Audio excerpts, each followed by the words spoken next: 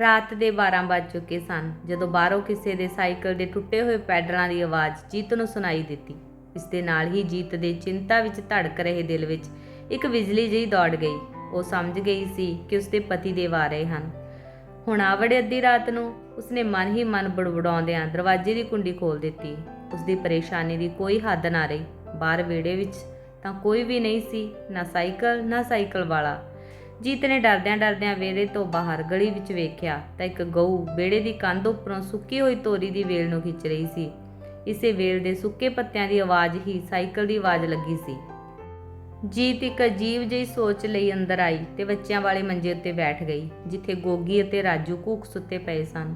ਉਸਨੇ ਪਲ ਦੀ ਪਲ ਭੋਲੇ ਭਾਲੇ ਚਿਹਰਿਆਂ ਨੂੰ ਚੁੰਮਿਆ। ਉਸਨੂੰ ਲੱਗਿਆ ਜਿਵੇਂ ਮੱਸਿਆ ਦੀ ਕਾਲੀ ਬੋਲੀ ਰਾਤ ਪੂਰਨਮਾਸ਼ੀ ਦਾ ਚਿੱਟਾ ਦੁੱਧ ਚੰਨ ਲੈ ਕੇ ਆਈ ਹੋਵੇ। ਜਿਉਂ ਹੀ ਜੀਤ ਨੇ ਗੋਗੀ ਦਾ ਗੋਰਾ ਚਿੱਟਾ ਮੱਥਾ ਚੁੰਮਿਆ, ਝੱਟ ਗੋਗੀ ਜੋ ਅਜੇ 2 ਸਾਲ ਦੀ ਸੀ ਨੀਂਦ ਵਿੱਚ ਬੜਬੜਾਈ, ਝਾਈ ਤੇਲਾ ਲਊਂਗੀ, ਤੇਲਾ ਲੈਣਾ ਏ, ਪੈਸੇ ਦੇ ਝਾਈ। ਗੋਗੀ ਦੇ ਇਹਨਾਂ ਸ਼ਬਦਾਂ ਨੇ ਜੀਤ ਦੇ ਦਿਲ ਨੂੰ ਪੀੜੋ ਪੀੜ ਕਰ ਦਿੱਤਾ। ਦਿਨ ਵਾਲੀ ਗੱਲ ਗੋਗੀ ਨੂੰ ਅਜੇ ਤੱਕ ਨਹੀਂ ਸੀ ਭੁੱਲੀ। ਜਿਉਂ ਹੀ ਜੀਤ ਨੇ ਗੋਗੀ ਨੂੰ ਸਲਾਉਣ ਲਈ ਥਾਪੜਿਆ, ਗੋਗੀ ਦੀ ਜਾਗ ਖੁੱਲ੍ਹ ਗਈ ਅਤੇ ਉਸਨੇ ਕੇਲਾ ਲੈਣ ਲਈ ਜਿੱਦ ਨੂੰ ਵਾਰ-ਵਾਰ ਦੁਹਰਾਉਣਾ ਸ਼ੁਰੂ ਕਰ ਦਿੱਤਾ। ਗੋਗੀ ਬੱਚੀ, ਹੁਣ ਤੂੰ ਸੌਂ ਜਾ। ਰਾਤ ਵੇਲੇ ਕੇਲਾ ਖਾਣ ਨਾਲ ਢਿੱਡ ਦੁਖਣ ਲੱਗ ਜਾਂਦਾ ਹੈ। ਸਵੇਰੇ ਬਹੁਤ ਸਾਰੇ ਕੇਲੇ ਖਾ ਲਵੀਂ, ਪਾਪਾ ਤੇਰੇ ਲਈ ਬਹੁਤ ਸਾਰੇ ਕੇਲੇ ਲਿਆਉਣਗੇ।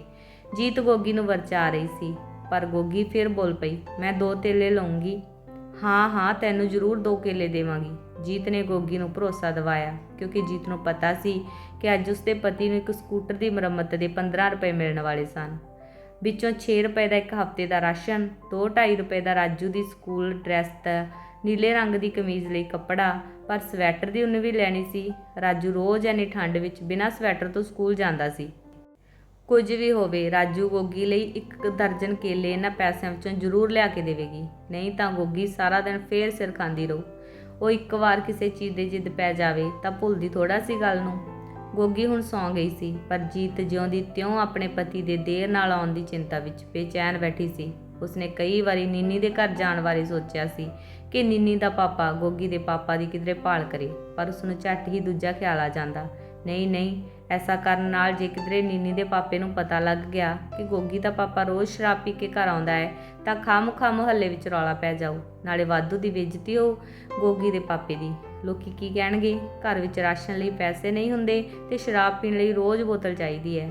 ਸੱਚਮੁੱਚ ਜੇ ਅੱਜ ਘਰ ਵਿੱਚ 4 ਰੁਪਏ ਵੀ ਹੁੰਦੇ ਤਾਂ ਜੀਤ ਰਾਸ਼ਨ ਦਾ ਆਟਾ ਤਾਂ ਜ਼ਰੂਰ ਲੈ ਹੀ ਆਉਂਦੀ। ਚੀਨੀ ਭਾਵੇਂ ਛੱਡ ਦਿੰਦੀ, ਢਿੱਡ ਦੀ ਅੱਗ ਬੁਝਾਉਣ ਲਈ ਆਟਾ ਪਹਿਲੀ ਚੀਜ਼ ਸੀ ਇਸ ਘਰ ਵਿੱਚ। ਸੋਚਾਂ ਹੀ ਸੋਚਾਂ ਵਿੱਚ ਉਸਦੀ ਨਿਗਾਹ ਸਾਹਮਣੇ ਪਈ ਪੁਰਾਣੀ ਜਿਹੀ ਘੜੀ ਉੱਪਰ ਪਈ, ਜਿਸ ਦੀ ਟਿਕ ਟਿਕ ਜੀਤ ਦੇ ਡਰ ਨਾਲ ਸਹਿਮੇ ਦਿਲ ਦੀ ਧੜਕਣ ਦਾ ਸਾਥ ਦੇ ਰਹੀ ਸੀ। ਹੁਣ ਤਾਂ 2 ਵੱਜਣ ਵਾਲੇ ਹਨ, ਕੀ ਕਰਾਂ? ਪੱਪੂ ਦੀ ਬੀਬੀ ਨੂੰ ਹੀ ਜਗਾਵਾਂ ਜਾ ਕੇ, ਸ਼ਾਇਦ ਉਸਦਾ ਆਦਮੀ ਦੁਕਾਨ ਤੱਕ ਜਾ ਆਵੇ। ਉਹ ਉੱਠ ਕੇ ਦਰਵਾਜ਼ੇ ਵੱਲ ਵਧੀ ਹੀ ਸੀ ਕਿ ਉਸਨੂੰ ਕਿਸੇ ਦੇ ਪੈਰਾਂ ਦੀ ਚਾਪ ਸੁਣਾਈ ਦਿੱਤੀ। ਹੁਣ ਜ਼ਰੂਰ ਗੋਗੀ ਦੇ ਪਾਪਾ ਹੀ ਹੋਣਗੇ, ਪਰ ਉਹਨਾਂ ਦੀਆਂ ਟੁੱਟੀਆਂ ਰਬੜ ਦੀਆਂ ਚੱਪਲਾਂ ਦੀ ਠੱਪ-ਠੱਪ ਦੀ ਆਵਾਜ਼ ਤਾਂ ਲੱਗ ਹੀ ਹੁੰਦੀ ਹੈ। ਫਿਰ ਵੀ ਉਸਨੇ ਦਰਵਾਜ਼ਾ ਖੋਲ੍ਹ ਕੇ ਬਾਹਰ ਤੱਕਿਆ, ਪਰ ਉੱਥੇ ਤਾਂ ਮੱਸਿਆ ਦੀ ਕਾਲੀ ਬੋਲੀ ਰਾਤ ਦੀ ਛਾਂ ਤੋਂ ਬਿਨਾਂ ਹੋਰ ਕੁਝ ਵੀ ਨਹੀਂ ਸੀ। ਪਰ ਹੁਣੇ ਗਲੀ ਵਿੱਚੋਂ ਕੋਈ ਲੰਘਿਆ ਜ਼ਰੂਰ ਸੀ। ਉਸਨੇ ਹਨੇਰੇ ਵਿੱਚੋਂ ਕੋਈ ਪਰਛਾਈ ਢੂੰਡਣ ਦੀ ਕੋਸ਼ਿਸ਼ ਕੀਤੀ, ਸ਼ਾਇਦ ਕੋਈ ਗੁਆਂਢੀ ਉਸਦੀ ਚਿੰਤਾ ਵਿੱਚ ਫਸੀ ਜਾਣ ਦਾ ਕੋਈ ਉਪਾਅ ਕਰ ਸਕੇ। ਐਨੇ ਵਿੱਚ ਉਸਨੂੰ ਜ਼ੋਰ ਦੀ ਆਵਾਜ਼ ਸੁਣਾਈ ਦਿੱਤੀ। ਉਹ ਡਰ ਨਾਲ ਭੱਜ ਕੇ ਅੰਦਰ ਆ ਗਈ।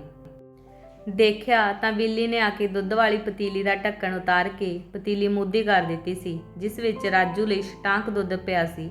ਜੀਤ ਨੇ ਬਿੱਲੀ ਦੇ ਬਾਹਰ ਨਿਕਲਦਿਆਂ ਹੀ ਡਰਦਿਆਂ ਹੋਇਆਂ ਕੁੰਡੀ ਲਾ ਲਈ ਤੇ ਫਿਰ ਸੋਚਾਂ ਦੇ ਸਮੁੰਦਰ ਵਿੱਚ ਟੁੱਬੀਆਂ ਲਾਉਣ ਲੱਗ ਪਈ। ਉਸਨੂੰ ਨੀਂਦ ਵੀ ਤਾਂ ਨਹੀਂ ਸੀ ਆ ਰਹੀ। ਉਸਨੂੰ ਲੱਗਿਆ ਨੀਂਦ ਅਤੇ ਗੋਗੀ ਦੇ ਪਾਪਾ ਦੋਵੇਂ ਹੀ ਉਸ ਨਾਲ ਰੁੱਸ ਗਏ ਹਨ। ਪਰ ਕਿਉਂ? ਮੈਂ ਤਾਂ ਅੱਗੇ ਵੀ ਕਦੇ ਦੇਰ ਨਾਲ ਆਉਣ ਤੇ ਉਹਨਾਂ ਨੂੰ ਨਹੀਂ ਪੁੱਛਿਆ ਸੀ ਕਿ ਦੇਰ ਨਾਲ ਕਿਉਂ ਆਏ ਹੋ, ਕਿੱਥੋਂ ਆਏ ਹੋ। ਜੇਕਰ ਇਹ ਗੱਲ ਪੁੱਛ ਲਈ ਤਾਂ ਘਰ ਵਿੱਚ ਸ਼ਾਂਤੀ ਫੈਲ ਜਾਏਗੀ ਤੇ ਪਿੱਛੋਂ ਇੱਕ ਚੁੱਪ 4 ਛਪੇਰੇ ਛਾ ਜਾਵੇਗੀ। ਫਿਰ ਇਹ ਕਿਸੇ ਦੀ ਗ੍ਰਸਤੀ ਦਾ ਘਰ ਨਾ ਰਹਿ ਕੇ ਕਿਸੇ ਜੰਗਲੀ ਦੀ ਜੰਗਲ ਵਿੱਚ ਸ਼ਰਾਬੀ ਹੋਈ ਕੁਟੀਆ ਬਣ ਜਾਏਗੀ। ਨਹੀਂ, ਮੈਂ ਉਹਨਾਂ ਕੋਲੋਂ ਕੁਝ ਨਹੀਂ ਪੁੱਛਾਂਗੀ, ਪਰ ਉਹ ਆ ਤਾਂ ਜਾਣ। ਖਬਰੇ ਰਸਤੇ ਵਿੱਚ ਹੀ ਕਿਧਰੇ ਕੁਝ ਹੋ ਗਿਆ ਹੋਵੇ। ਨਹੀਂ, ਐਸਾ ਨਹੀਂ ਹੋ ਸਕਦਾ। ਕਰਵਾ ਚੌਥ ਵਾਲੇ ਦਿਨ ਮੈਂ ਹਮੇਸ਼ਾ ਦੇਵੀ ਮਾਤਾ ਕੋਲੋਂ ਇਹੀ ਮੰਗਦੀ ਹਾਂ ਕਿ ਮੇਰੀ ਉਮਰ ਵੀ ਇਹਨਾਂ ਨੂੰ ਲੱਗ ਜਾਵੇ, ਪੂਰੇ 100 ਵਰ੍ਹੇ ਦੀ ਉਮਰ ਹੋਵੇ ਇਹਨਾਂ ਦੀ। ਉਸਨੇ ਅੱਜ ਵੀ ਮਨ ਹੀ ਮਨ ਵਿੱਚ ਮਾਤਾ ਦੀ ਸੁੱਖ ਮੰਨੀ। ਉਹ ਠੀਕ ਠਾਕ ਘਰ ਆ ਜਾਣ, ਮੈਂ ਚੁੰਨੀ ਚੜਾਵਾਂ ਮਾਤਾ ਦੇ ਦਰਬਾਰ। ਬਸ ਸੁੱਕਣ ਦੀ ਦੇਰ ਸੀ ਕਿ ਸੱਚੀ ਮੁੱਚੀ ਦਰਵਾਜ਼ੇ ਉੱਤੇ ਠਕ ਠਕ ਦੀ ਆਵਾਜ਼ ਸੁਣਾਈ ਦਿੱਤੀ। ਚਲੋ ਦੇਰ ਆਇਦ ਦੁਰੁਸਤ ਆਇਦ। ਉੱਠਦਿਆਂ ਉੱਠਦਿਆਂ ਦਰਵਾਜ਼ੇ ਤੱਕ ਪਹੁੰਚਦਿਆਂ ਠੱਕ ਠੱਕ ਹੋਰ ਤੇਜ਼ ਹੋ ਗਈ। ਜੀਤ ਨੇ ਕੰਬਦੇ ਹੱਥਾਂ ਨਾਲ ਕੁੰਡੀ ਖੋਲੀ। ਦੋਵੇਂ ਦਰਵਾਜ਼ੇ ਅੱਛੀ ਤਰ੍ਹਾਂ ਖੁੱਲ੍ਹਣ ਉੱਤੇ ਵੀ ਗੋਗੀ ਦੇ ਪਾਪਾ ਅੰਦਰ ਨਹੀਂ ਲੰਘੇ। ਨਾ ਹੀ ਕੋਈ ਹੋਰ ਆਵਾਜ਼ ਫੇਰ ਸੁਣਾਈ ਦਿੱਤੀ। ਉਸਨੇ ਬਾਹਰ ਹਨੇਰੇ ਵਿੱਚ ਦੇਖਣ ਦੀ ਹਿੰਮਤ ਕਰਕੇ ਤੀਲੀ ਜਲਾਈ। ਸਾਰੀ ਤੀਲੀ ਜਲ ਗਈ, ਪਰ ਬਾਹਰ ਤਾਂ ਕੋਈ ਵੀ ਨਹੀਂ ਸੀ। ਜੀਤ ਨੂੰ ਕੰਬਣੀ ਛਿੜ ਗਈ। ਡਰ ਨਾਲ ਉਸਦੀਆਂ ਲੱਤਾਂ ਕੰਬਣ ਲੱਗ ਪਈਆਂ। ਬਾਹਰ ਵਿਹੜੇ ਵਿੱਚ ਜਾਣਾ ਉਸਨੂੰ ਮੁਹਾਲ ਲੱਗ ਰਿਹਾ ਸੀ। ਜੀਤ ਨੇ ਫੇਰ ਹਿੰਮਤ ਕਰਕੇ ਦੂਜੀ ਤੀਲੀ ਜਲਾਈ ਤੇ ਮਨ ਹੀ ਮਨ ਰਾਮ ਰਾਮ ਕਰਦੀ ਉਹ ਵਿਹੜੇ ਵਿੱਚ ਆ ਗਈ। ਹੁਣ ਫੇਰ ਠੱਕ ਠੱਕ ਦੀ ਆਵਾਜ਼ ਉਸਨੂੰ ਸੁਣਾਈ ਦੇ ਰਹੀ ਸੀ। ਉਸਨੇ ਡਰਦਿਆਂ ਡਰਦਿਆਂ ਅੱਗੇ ਵੱਧ ਕੇ ਵੇਖਿਆ ਕਿ ਇੱਕ ਕਾਲਾ ਕੁੱਤਾ ਰਾਜੂ ਲਈ ਸ਼ਾਨ ਬੂਰ ਦੇ ਬਣਾਏ ਦਲੀਏ ਦੀ ਜੂਠੀ ਸਿਲਵਰ ਦੀ ਤਸਤਰੀ ਚੱਟ ਰਿਹਾ ਸੀ। ਇਸ ਖਾਲੀ ਤਸਤਰੀ ਦੇ ਘੜੀ ਘੜੀ ਚੱਟਣ ਨਾਲ ਹੀ ਠੱਕ ਠੱਕ ਦੀ ਆਵਾਜ਼ ਸੁਣਾਈ ਦੇ ਰਹੀ ਸੀ। ਸੋ ਜੀਤ ਨੂੰ ਦਰਵਾਜ਼ੇ ਉੱਤੇ ਦਸਤਕ ਵਰਗੀ ਲੱਗੀ ਸੀ। ਜੀਤ ਕੁੱਤੇ ਨੂੰ ਵਿਹੜੇ ਵਿੱਚੋਂ ਬਾਹਰ ਕੱਢ ਕੇ ਦੁਬਾਰਾ ਅੰਦਰ ਆ ਕੇ ਰਾਜੂ ਅਤੇ ਗੋਗੀ ਦੇ ਮੰਜੇ ਦੀਆਂ ਪੈਂਦਾਂ ਉੱਤੇ ਰਜਾਈ ਦਾ ਪੱਲਾ ਲੈ ਕੇ ਬੈਠ ਗਈ। ਰੱਬ ਖੈਰ ਕਰੇ, ਐਨੀ ਦੇਰ ਤਾਂ ਉਹਨਾਂ ਨੇ ਅੱਗੇ ਕਦੇ ਨਹੀਂ ਕੀਤੀ। ਜੇ ਖੇਲ ਦੇਖਣ ਜਾਂਦੇ ਸਨ ਤਾਂ ਵੀ 1-2 ਵਜੇ ਤੱਕ ਘਰ ਪਹੁੰਚ ਹੀ ਜਾਂਦੇ ਸਨ। ਉਹ ਮਨ ਹੀ ਮਨ ਅੱਖਾਂ ਮੀਚ ਪਰਮਾਤਮਾ ਦਾ ਧਿਆਨ ਕਰਨ ਲੱਗੀ, ਪਰ ਉਸਦਾ ਧਿਆਨ ਤਾਂ ਸੜਕਾਂ ਉੱਪਰ ਆਪਣੇ ਪਤੀ ਨੂੰ ਢੂੰਡਣ ਵਾਸਤੇ ਨਿਕਲ ਤੁਰਿਆ ਸੀ। ਉਸਨੇ ਝੱਟ ਅੱਖਾਂ ਖੋਲ੍ਹੀਆਂ ਤਾਂ ਦੇਖਿਆ ਸਾਹਮਣੇ ਹੁਣ ਤੱਕ ਜਲ ਰਹੀ ਲਾਲਟੈਨ ਦੀ ਰੋਸ਼ਨੀ ਮੱਧਮ ਪੈਂਦੀ ਜਾ ਰਹੀ ਸੀ। ਜੀਤ ਨੂੰ ਇਸ ਦਾ ਕਾਰਨ ਸਮਝਣ ਵਿੱਚ ਕੋਈ ਚੰਬਾ ਨਾ ਹੋਇਆ। ਗੁਆਂਢਣ ਕੋਲੋਂ ਮੰਗਿਆ ਮਿੱਟੀ ਦਾ ਥੋੜ੍ਹਾ ਜਿਹਾ ਤੇਲ ਹੁਣ ਜੀਤ ਦਾ ਸਾਥ ਦੇਣ ਤੋਂ ਨਾ ਕਰ ਰਿਹਾ ਸੀ।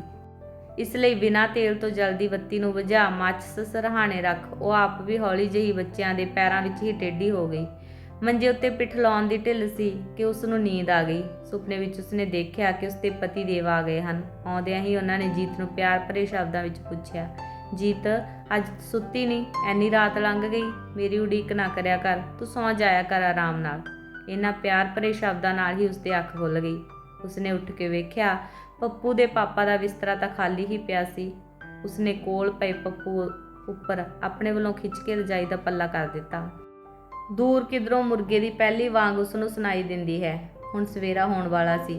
ਉਸਨੇ ਖਾਲੀ ਬਿਸਤਰਾ ਲਪੇਟ ਮੰਜਾ ਖੜਾ ਕਰ ਦਿੱਤਾ। ਬਾਹਰੋਂ ਕੁੰਡੀ ਮਾਰ ਕੇ ਉਹ ਚੁੱਪਕੇ ਜਿਹੇ ਨੀਨੀ ਦੀ ਬੀਬੀ ਦੇ ਘਰ ਵੱਲ ਨੂੰ ਹੋ ਤੁਰੀ, ਜਿਸ ਦੁਕਾਨ ਉੱਤੇ ਨੀਨੀ ਦਾ ਪਾਪਾ ਸਕੂਟਰ ਸਾਈਕਲ ਠੀਕ ਕਰਦਾ ਸੀ। ਪੱਪੂ ਦੇ ਪਾਪਾ ਦੇ ਮਾਲਕ ਦੀ ਦੁਕਾਨ ਵੀ ਉਸਦੇ ਨਾਲ ਹੀ ਸੀ।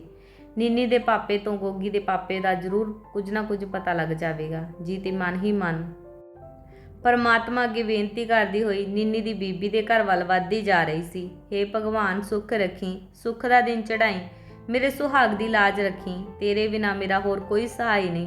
ਮੂੰਹ ਹਨੇਰੇ ਵਿੱਚ ਦੂਰੋਂ ਨੀਨੀ ਦੀ ਬੀਬੀ ਉਸਨੂੰ ਆਪਣੇ ਵੱਲ ਆਉਂਦੀ ਹੋਈ ਦਿਖਾਈ ਦਿੱਤੀ। ਉਸਦੇ ਚਿਹਰੇ ਉੱਤੇ ਮੁਰਦਨੀ ਜਿਹੀ ਛਾਈ ਹੋਈ ਲੱਗਦੀ ਸੀ। ਨਾਲ ਹੀ ਨਾਲ ਕੁਝ ਗੁੱਸੇ ਦੇ ਚਿੰਨ੍ਹਾਂ ਦੀ ਪਰਛਾਈ ਵੀ ਨਜ਼ਰ ਆਉਂਦੀ ਸੀ। ਉਸਦੇ ਕੋਲ ਆਉਂਦਿਆਂ ਹੀ ਜੀਤ ਨੇ ਕਿਹਾ, ਭੈਣ ਜੀ, ਪੱਪੂ ਦੇ ਪਾਪਾ ਘਰ ਨਹੀਂ ਆਇਆ। ਮੇਰੀ ਤਾਂ ਸਾਰੀ ਰਾਤ ਚਿੰਤਾ ਵਿੱਚ ਜਾਨ ਸੁੱਕੀ ਰਹੀ।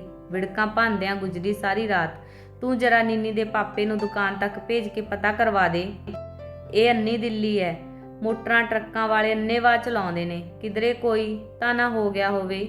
ਉਹ ਬੋਲੀ, ਨੀ ਉਹ ਟੁੱਟ ਪੈਣਾ ਕਿਹੜਾ ਘਰ ਵੜਿਆ ਏ। ਸਾਰੀ ਰਾਤ ਫਿਕਰਾਂ ਵਿੱਚ ਤਰਲੋ ਮੱਛੀ ਹੁੰਦੀ ਰਹੀਆਂ।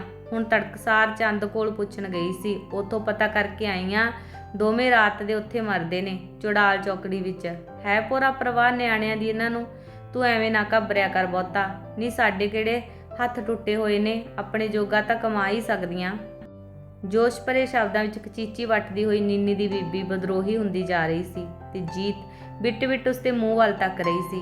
ਪਰ ਹੁਣ ਜੀਵਨ ਜਿਉਣ ਲਈ ਨਵੇਂ ਰਸਤੇ ਦੀ ਆਹਟ ਉਸਨੂੰ ਸੁਣਾਈ ਦੇ ਗਈ ਸੀ।